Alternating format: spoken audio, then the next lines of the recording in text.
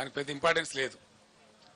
కానీ ఈ సామాజికమైనటువంటి పరిస్థితి తెలంగాణలో అద్భుతంగా మారి ఉన్నత శిఖరాగ్రాలకు చేరుకొని దేశంలోనే నంబర్ 1 స్థాయికి ధాన్యం ఉత్పత్తిలో ఎదిగిన రాష్ట్రం అనతి కాలంలో, ఇంత స్వల్ప కాలంలో ఎందుకు ఈ బాధకు గురి కావాలి? దీనికి కారణం ఏంటి? నంబర్ 1, అద్భుతమైనటువంటి ప్రపంచ దేశాలు యుఎన్ఓ దేశంలో దాదాపు 15-16 రాష్ట్రాలు కొనియాడి వాళ్ళు అమలు చేసుకుంటున్న పథకం మిషన్ భగీరథ. ఎందుకు మంచినీళ్ళ కొరత రావాలా? చీఫ్ సెక్రటరీ గారి స్టేట్మెంట్లు ఏమో సోర్సెస్ అన్ని బరాబరే ఉన్నాయి, ఎవరు భయపడే అవసరం లేదు, మీరు అద్భుతంగా ఉండొచ్చని చెప్తా ఉన్నారు. అసలు హైదరాబాద్ సిటీలో ₹1 నల్లా కనెక్షన్ ఇచ్చి 20,000 లీటర్ల ఫ్రీ వాటర్ ఇచ్చి రాష్ట్ర వ్యాప్తంగా ప్రతి ఇంటిలో నల్లా పెట్టి, దీన్ని కూడా మీరు అందరు సాక్షి, జర్నలిస్ట్ మిత్రులు కూడా, దానిలో ఎందుకు లోపం వస్తుందంటే నాకు అర్థం కాదు. ఏం కారణం? మేము అసెంబ్లీలో ఛాలెంజ్ చేసినాం, నేను స్వయంగా యాజ్ ఎ చీఫ్ మినిస్టర్, ఈ టర్మ్ లోపల భగీరథ కంప్లీట్ చేయకపోతే వచ్చే ఎలక్షన్లో మా పార్టీ పోటీ కూడా చేయదు, మేము ఓట్లు కూడా అడగమని చెప్పి అంత ఛాలెంజ్గా చెప్పి తీసుకొని ఆ పథకాన్ని కంప్లీట్ చేసినాం. ఆ తర్వాత 5 ఏళ్ళు బ్రహ్మాండంగా నడిపినాం. బిందె పట్టుకొని ఆడబిడ్డ ఇక్కడ కనబడలే రోడ్డు మీద.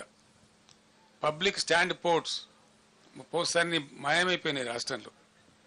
ఏ టౌన్లో కానీ ఎక్కడ కానీ మంచినీటి ట్యాంకర్ మనకు కనబడలే గత 5 సంవత్సరాలు. మరి ఇప్పుడు ఎందుకు బిందెలు ప్రత్యక్షమవుతున్నాయి? ఎందుకు మళ్ళీ నీటి మూతలు స్టార్ట్ అయినాయి? ఎందుకు నీళ్ళ ట్యాంకర్లు విచ్చలవిడిగా వ్యాపారం చేస్తున్నాయి? హైదరాబాద్ సిటీలో కూడా ట్యాంకర్లు పెట్టాల్సిన దుస్థితి ఎందుకు దాపరిస్తూ ఉంది? ఇవి ఆలోచించాల్సిన విషయాలు. ఇంకో విషయం ఏంటంటే కరెంటు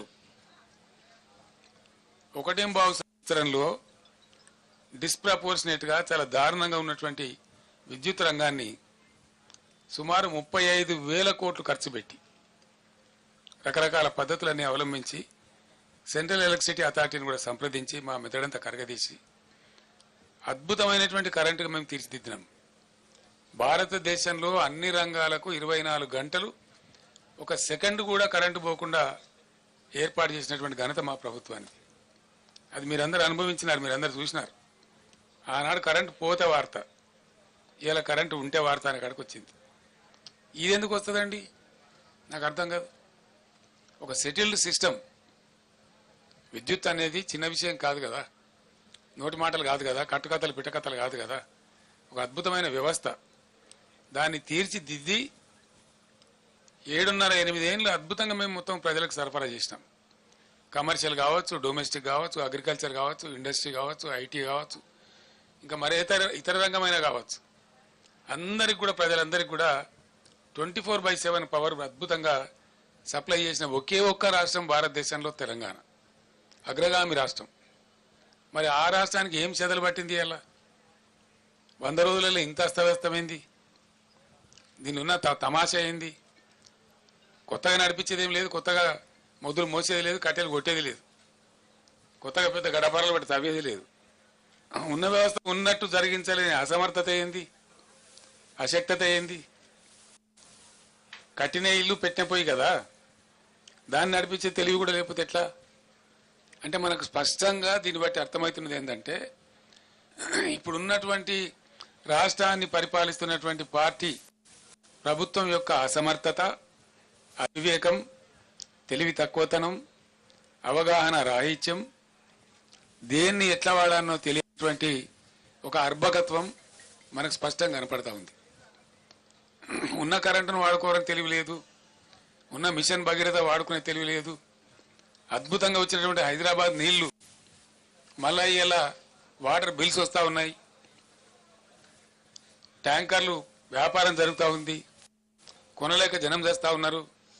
మళ్ళా జనరేటర్లు, ఇన్వర్టర్లు, కన్వర్టర్లు వస్తూ ఉన్నాయి, మళ్ళా స్టెబిలైజర్లు కొనుక్కునే పరిస్థితి వస్తూ ఉంది. మీ అందరి ఇన్ఫర్మేషన్ కోసం నేను ఒక మాట చెప్తా ఉన్నా.